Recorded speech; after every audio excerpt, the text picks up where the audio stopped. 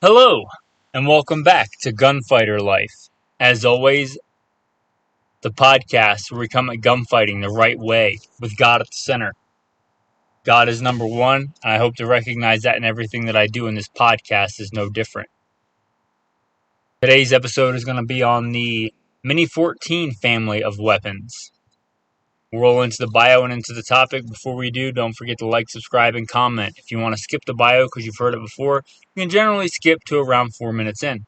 Your one-stop shop to find out more, to see pictures, to contact me, to support anything like that is goodshepherdtraining.com. All one word, goodshepherdtraining.com. With that, the bio and then the topic, guys. Who's the guy talking to you through the microphone? First and foremost, I am a Christian. I make no apologies for that. God is number one, and I want to honor that and honor Him. I grew up hunting and fishing in the backwoods of the southeastern United States.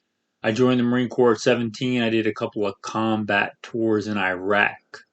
After my combat tours in Iraq, I was an urban warfare instructor for the United States Marine Corps, teaching urban warfare and desert warfare to Marines and other military forces.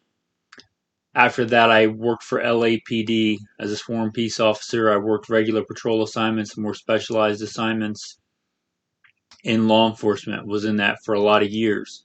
I also served the United States Army, both full-time and part-time National Guard. I guess I should say that my primary MOSs in both were infantry. I started shooting competition even before I joined the Marine Corps at 17. In fact, by God's grace, with the talents He's given, even won a gold medal before I joined the Marine Corps at 17. I've won more competition shooting matches than I can honestly remember. State rifle and pistol champion a few times over.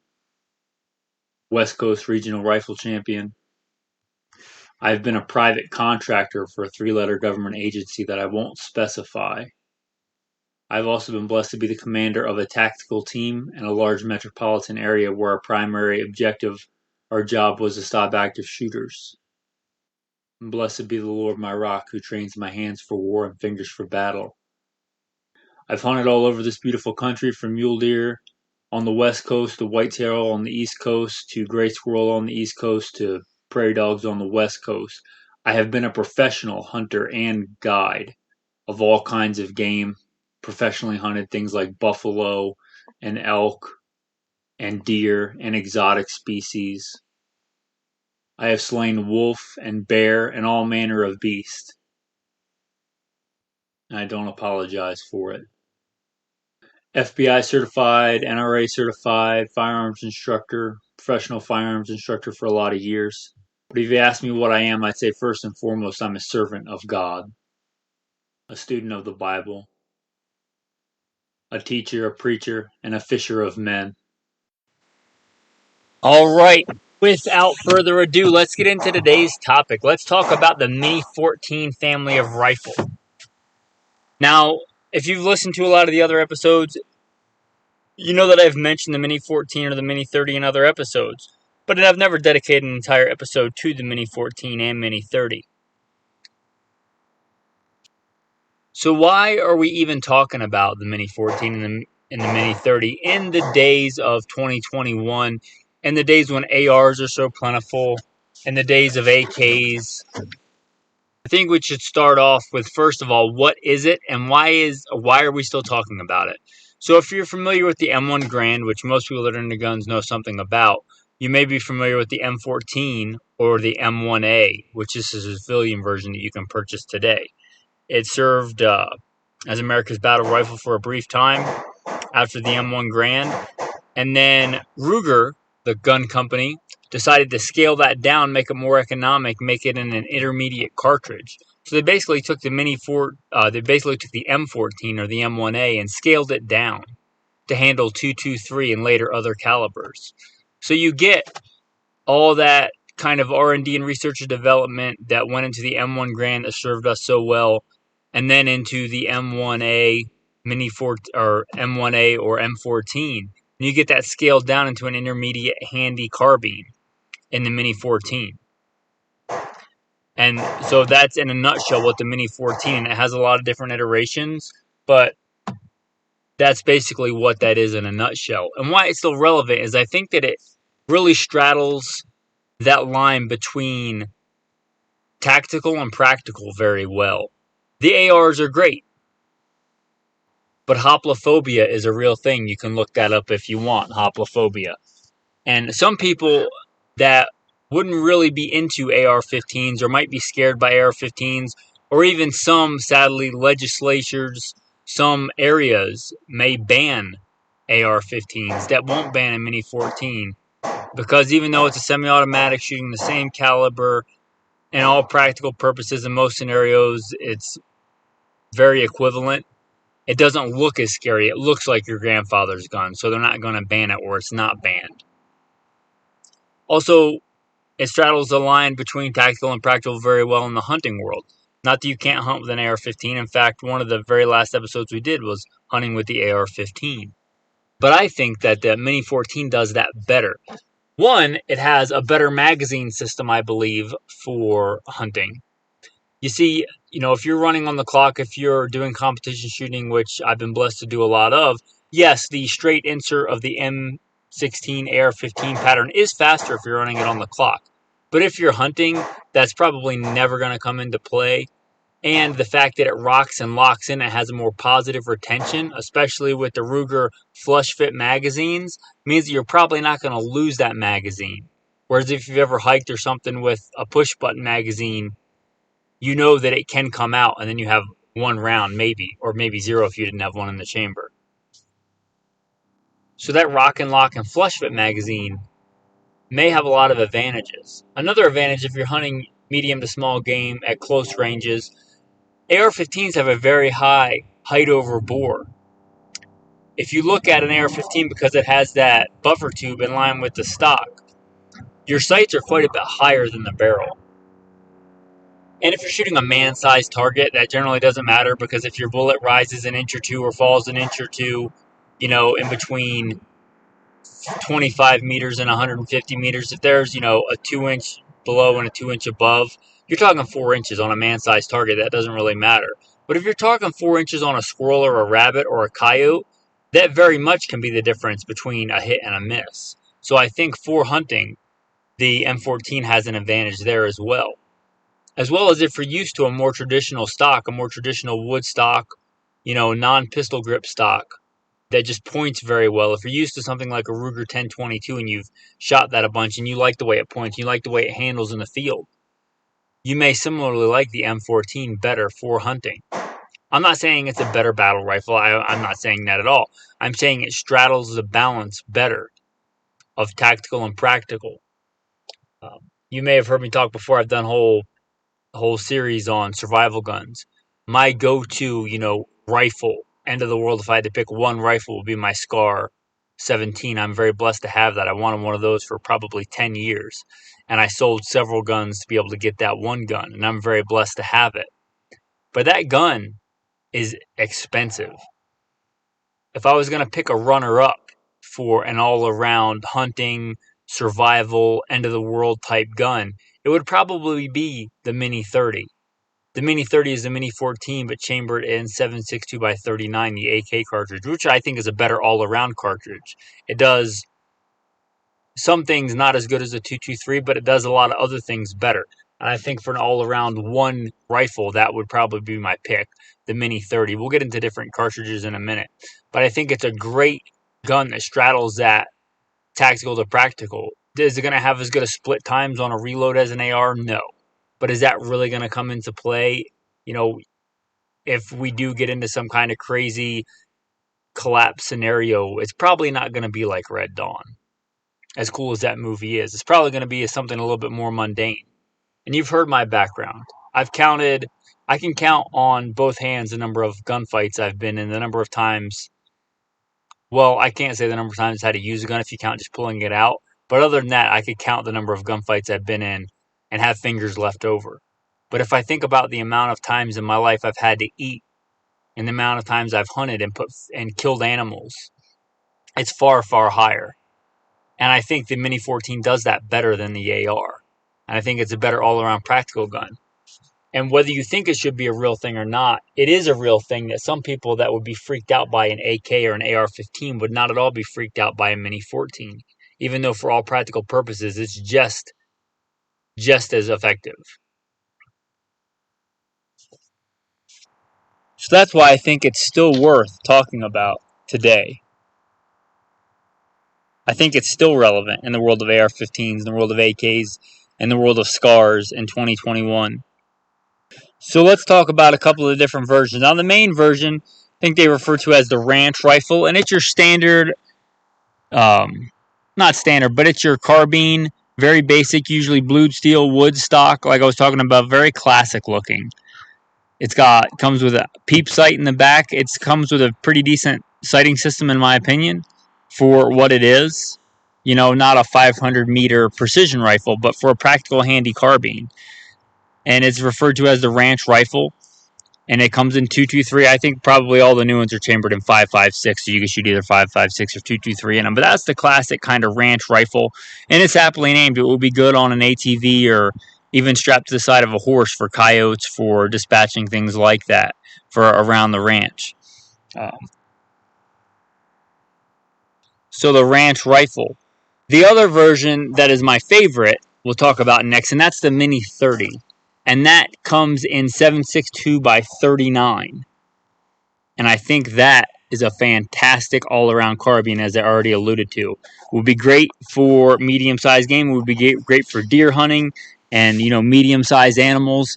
I wouldn't use the regular AK ammo that you normally find, the full metal jacket Tula ammo. I wouldn't consider that suitable for deer, but I would consider, something like the PPU soft point good hunting ammo suitable for deer, certainly.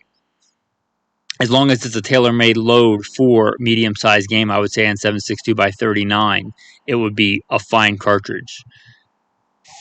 So that's my favorite.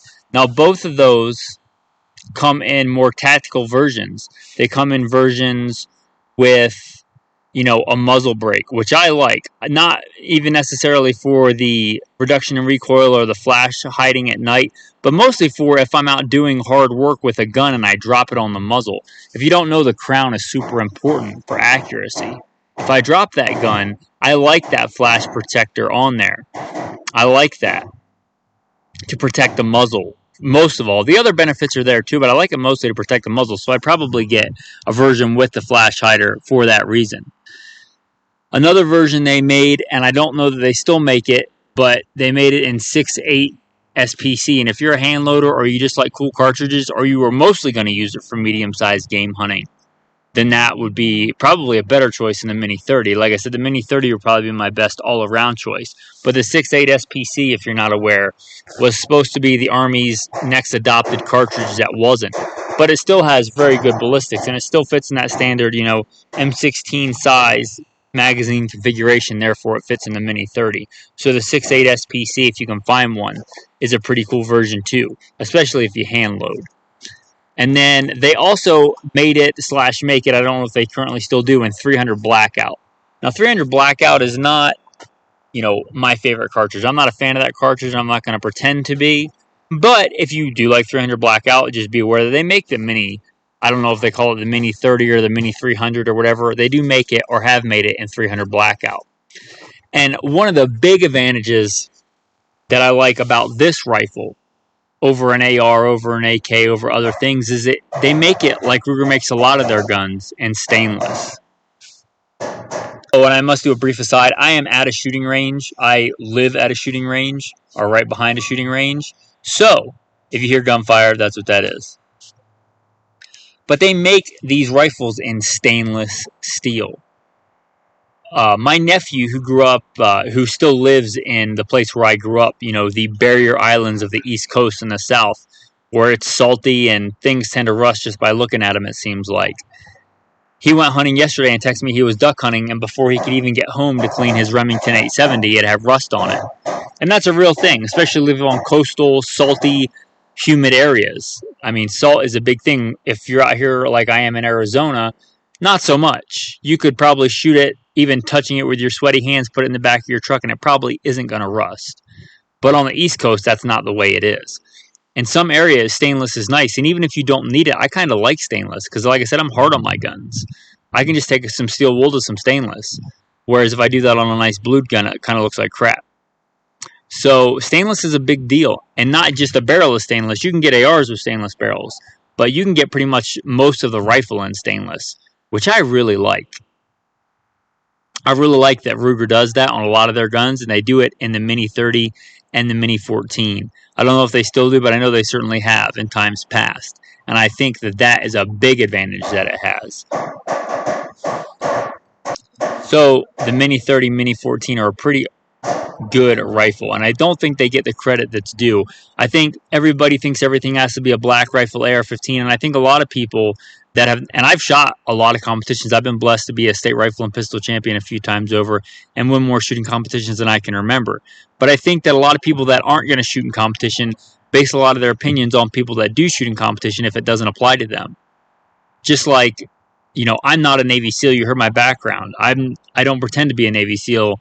So the fact that they're using a Daniel Defense carbine doesn't really apply to me if I'm not doing the same things. I think for most practical purposes, for me, the Mini 14 is great. In fact, when I was a police officer, as I alluded to, I had some regular assignments and more specialized assignments. I was one of the range masters in charge of our armory for the police department, and I had access to, fully auto M4s. I had access to, Tech 9s and all kinds of cool stuff. I had access to all that stuff, and a lot of times what I took was a Mini 14 because we had those too. Not even in full auto, they did make those, but just in semi-auto. It's a fine rifle, and for what I needed, and for a rural area that I sometimes patrolled, I thought it was a fine choice, and I still think it's a fine choice. It's a fine rifle. Not everything has to be an AR-15. I like AR-15s. The gun that I have sitting behind the front seat of my Hummer strapped to the back of the seat is an AR-15.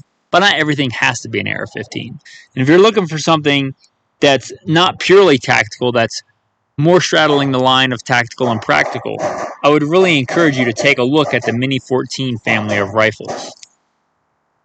And I would really encourage you to look at the Mini 30. I think they are super underrated. Everybody AK that are AK guys, and it's a good platform and it's a good round, and I really like the AK.